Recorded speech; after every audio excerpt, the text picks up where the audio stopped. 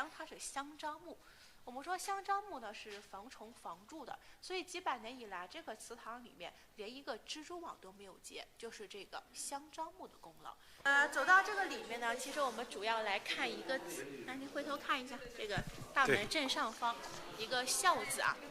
这个孝字呢是南宋理学家朱熹先生亲笔所写的，真迹是800多年历史了。这个是真迹吗？这个是真迹。像从这个中间分开呢，我们可以看看像右边半部分，右边这个孝字的第一笔有鼻子，有嘴巴，头戴发髻，像不像一个男子的侧脸在微微抬起头的一个样子？对。往下这个一横是他在双手抱拳，拱手作揖。那我们连着看下面这个子字的第一笔横折部分呢，这个是他在屈膝下跪。所以整个右边它其实是一个孝子在对父母行跪拜之礼。反过来您再看看左边半部分，左边孝子的第一笔啊，像不像一个尖嘴猴腮的猴头？对，猴头。往下的一横是他伸出去的一个拳头，在底下的一撇呢是他踢出去的一脚。整个左边其实是一个不孝子在对父母拳打脚踢。我们说不孝是什么？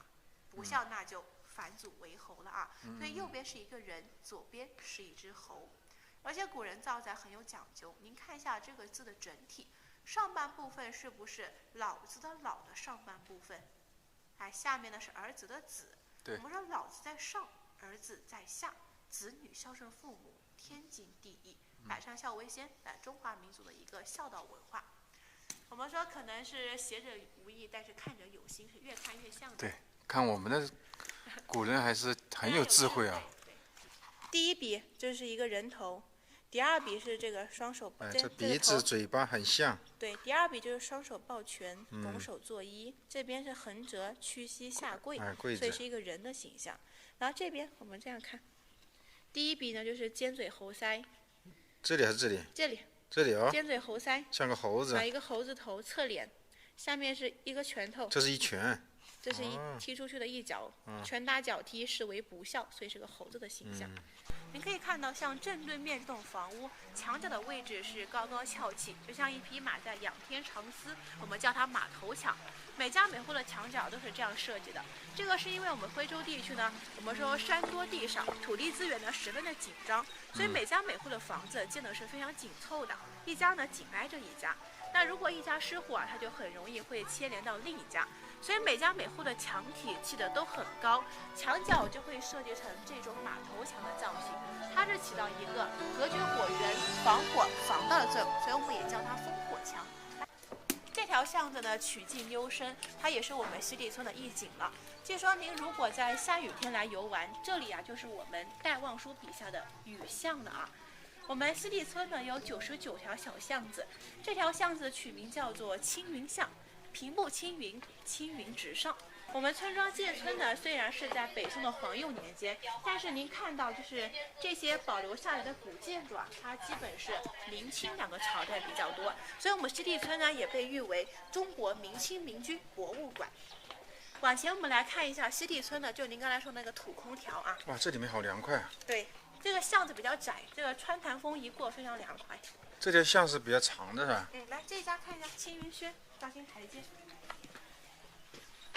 他家祖上也是做生意的，是开钱庄的啊，就相当于我们这个银行行长家了。来，您进来以后，我们看一下他家这个院子，是不是有点像北京的一个四合院？对，有点像。这家主人早年就是在北方的做生意的，思想比较先进，于是把北方的建筑特色给带了回来，所以这个院子它就有点北京四合院的感觉。您看一下，来中央这株花，这是一株牡丹花，跟房子是同期栽下的，有140多年历史了。每当这个花开的时候呢，就和您身后这个园门它是相对应的。就是这样的花好月圆。这样子花好月圆。那这个还挺有特色的，这一家。还有一个就是您说的空调，对，中央这个盖着可以掀开的啊，感兴趣可以掀开感受一下。古空调就是说他们家是吧？对，就是他们家的，小心手啊。哇，这么重。它底下呀有一个这个通风口，跟后面的补井相通。是有风出来。它是不是就是冬暖夏凉的？利用井水的地形来调节室内气温的啊。他把夏天热的时候把它打开是吧？对，夏天热的时候打开。它就这一个口吗？就这一个口，它是形成一个通风口。对流，下方有一个通风口，跟后院的古井相通的。而且因为在房屋的正中央，所以我们也是叫它中央空调。中央空调。就是中央空调最原始的样子了啊。92年的时候，正大综艺猜猜看也曾经报道过它。一般人的家里是没有这个东西的，主人家呢是非常有智慧的啊。中央空调仅此一家。他们家的房子是清朝同治年间建成的，在我们村庄里这个年限算是比较近一点的，所以您会看到啊，他们家包括这个四合院的一个设计啊，花好月圆的，算是比较新派了。对，还有空调想法都是比较先进的。雕刻啊，这个雕刻的是蝙蝠的图案，哎，刚才我们看过叫遍地是符，它雕得非常密集，有点像祥云的图刻。这个上面呢一共有100只蝙蝠啊，这叫流云百福图。这其实刚才您看过的是一个冰裂纹的图案，上面呢刻有梅花，这叫冰梅图。梅花呢香自苦寒来。这一幅的话呢，这个雕刻的是草龙，也叫夔龙，因为民间是不能雕真龙嘛，所以雕这个草龙呢作为一个代替。旁边这个是佛家的一个万字符的图刻，下面这个是马。像我们徽州啊，非常喜欢马，包括马头墙都是以马命名的。马到成功，一马当先，汗马功劳。旁边这个是兔子啊，我们有句俗语叫兔子一生生一窝，它是多子多福的一个意思。最上方来2个灵芝的图案，有灵气、吉祥如意的象征，和下方祥云雕刻是相对应的啊。因为徽派建筑一般是讲究对称美，所以他们家的这个木雕雕刻是我们西递村保存至今最为精美的一家。从右往左看呢，这个叫做退一步想，作业的作，后退的退，这是主人家为人处事的一个法则。那我们会看到他家这个阁楼是不是就整体往后退了一步？哦，这样。对，是方便路人行走的，因为他家在这个拐弯的地方。您看旁边墙角啊，是不是抹平了？对，那叫拐弯抹角，是方便路人转弯的。但是我们抬头看一下，上方的墙角它是不是凸出来的？下面的地基它是不是也是凸出来的？只有中间让的这一块，叫上不让天，下不让地，中间让的是3分和气。那万事呢，我们让3分就够了，剩下7分是原则，是不能够退让的。哎，有这个礼让3分，有原则的退让啊，所以是削去3分。上方这个小阁楼呢，就是古绣楼，是胡文昭的女儿在上面抛绣球选女婿的一个地方。上方有块匾额叫“桃花源里人家”，那您看一下，人家的人字像不像一个男子在穿着长袍，伸手呢来接绣球的一个样子？哦，像。对，我们说接到这个绣球是要入住到胡家当上门女婿，倒插门的啊，所以人家呢，它也写成一个入家，就是入赘上门女婿的意思。像我们胡家的女儿，一般情况下是不外嫁的，就招这个上门女婿，所以人家入家就入赘了啊，是这么一个意思。那并不是所有人都能接的，比如说像这个姓胡的，还有这个姓李的就不能接这个绣球啊，因为我们西递村的是这个胡呢是一个假胡，原来都姓李，木子李是李世民的后人，他是李改胡的，所以我们这边是有一种说法叫胡李是一家，胡李不通婚的啊。来，这个李改胡究竟是怎么样一种改法？这边我们来详细说一说。这边也是一座祠堂啊，这个祠堂叫追慕堂，它是我们村的这个首富叫胡冠三个人出资修建的，追思慕念家族老祖先，叫追慕堂。来，我们进来看一看大厅台阶。进来以后呢，我们先看到门口2个这样的石鼓。我们经常有说一个词叫门当户对，这个呢叫做门当。上面凸出来的圆形柱子啊，那个叫户对。这边我们没有看到户对啊。对啊，没有。像以前一般说是文官摆门当，武官摆户对的。胡冠三我们说是正三品通义大夫，所以他家祠堂里只有门当，没有户对。哦。那进来以后呢，像面前呢是这样一块屏风，屏风上面它就详细记录了我们西递村真李假胡的一个由来。这个呢说的是李世民的12世孙唐昭宗李晔，因为遭遇了梁王朱温篡位被害。他在被迫迁都洛阳的途中，他的皇后产下了一名小皇子。他知道自己此行呢是凶多吉少了，于是把小皇子就托付给了奶娘，带到了婺源的考水，隐姓埋名跟随奶娘丈夫就姓胡，古月胡，取名叫做胡昌义。这个是我们村的始祖。胡昌义后来考取了一个明经科的进士，在得知了自己的身世以后呢，就不愿意去朝廷里面做官，在民间生活了下来，自称自己叫明经胡。这个明经两个字啊，就是他考取的明经科进士的明经。像我们听过红顶商人胡雪岩、文学家胡适先生，就是我们明经胡的后人。很多人其实会问到说，主席胡锦涛先生，那他就不是了，他是绩溪龙川的龙川胡，是真胡氏。我们这个叫明经胡，像您应该也是这个明经胡啊，还是个假胡氏啊。明经胡呢，代代相传，到了胡昌义的第5世孙，叫胡世良。他在上京赶考的途中啊，经过了我们西递村，看到这边是东水西流，风水宝地。因为他本身对风水学呢就颇有研究，认为这里风水好，所以回去以后呢，就举家搬迁，从婺源的考水搬到西递村，一直繁衍至今的。他就是在北宋皇佑年间搬过来，到现在970多年了啊！所以我们村庄建村的，他这个是已经考证的历史，是不是？考证的历史，然后不是传说啊，不是传说啊，真的是李世民的后代。对对对，进来以后您看一下，地上有一些这个道爬石很眼熟。对，这是我们刚才就是牌楼上面的被毁的12座牌楼所遗留下来，从河里打捞上来，就放在了祠堂中央。一般情况下，祠堂里是不放任何东西的。里面看一下这个李世民塑像。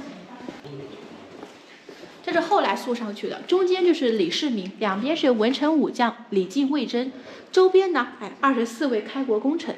像您身后那一位呢，这是长孙无忌，这边长孙无忌。其实这个里面我们主要来看一块匾额，来这边抬头看一下，叫有道明君。那您会发现，它这个有字呢，是不是没有写出头？对，而是给它横过来了啊。像李世民认为呢，他的这个成就在历史上是无人可以超越的，所以这个有字他就把它横过来，没有写出头了，有意为之的。刚刚那个导游，我刚刚也问了他，我们这个村的那个李世民的后代，不是传说，是经过考证考古的，所以感觉一下都高贵了不少，流了皇族的血。你别笑。好，现在去看一下我们原来的那个祖屋，去看一下是什么样子。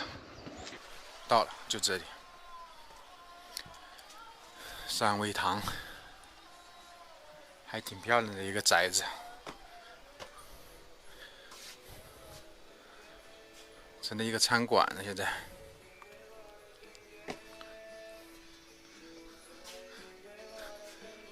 专门宴请吃饭的地方，所以它这个比较大，这个天井也够长，采光很好。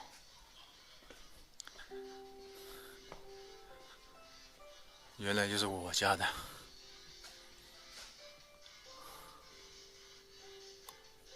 还挺漂亮的。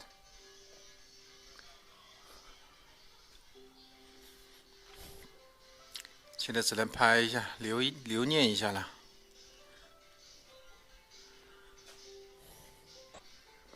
吃点东西吧，中饭都没吃。有人吗？有饭吃吗？现在？啊，现在没有哎。现在还没开始啊？对。哦，什么时候才有啊5点多钟。5点多。对。哦。还说大家吃个饭呢。一位啊？对啊。一位要不我帮你烧烧？帮我烧是吧？因为烧菜是我烧，这个服务员没有，就怕那个慢一点。哦，没事啊，我就搞2个菜就行了呗。好，随便做啊。坐在自己原来祖宅里面吃个饭，感受一下。钥匙应该要不回来了。刚刚问他们是说80几年买的吧，从别人手上买的。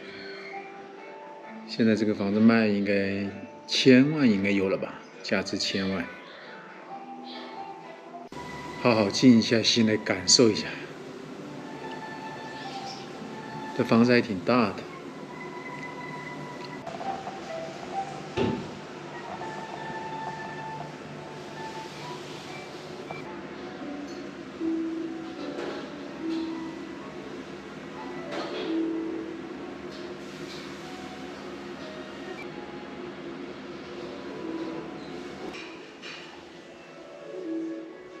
毛豆腐，因为它这个豆腐做好以后要经过发酵，让它长那个菌丝，长得很长，全部长满了。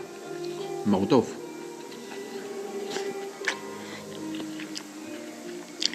电视里面经常介绍这种，这个也是我们安徽一线的特产。